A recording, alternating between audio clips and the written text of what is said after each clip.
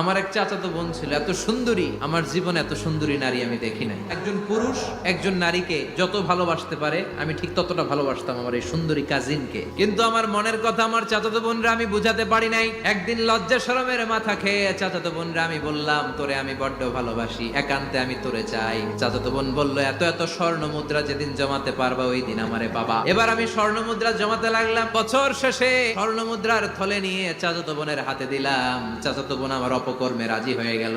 গোপন একটা রুমের ভেতরে আমরা ঢুকলাম, দুইজনেই জামা কাপড় খুলে নেকেড হলাম, জিনা করব, পাপ কাজ যখন আমরা শুরু করব। ইন দা মিন টাইম আমার চাচাতো বোন আমার ডেকে বলে, ও আমার চাচাতো ভাই, ইত্তাকিল্লাহ, আল্লাহরে ভয় কর, আমার সতীত্ব নষ্ট করে দিস না। আল্লাহ ওই মুহূর্ত থেকে ফিরে আসা কোনো পুরুষের পক্ষে সম্ভব ছিল না। চিৎকার মেরে জামা পেড়ে ওই ঘর থেকে বের হয়ে গেলাম। আল্লাহ রে, ওই দিনের আমলটা যদি তোমার দরবারে কবুল হয়ে থাকে, আজকের বিপদের দিনে তুমি আমাদের বাঁচাও।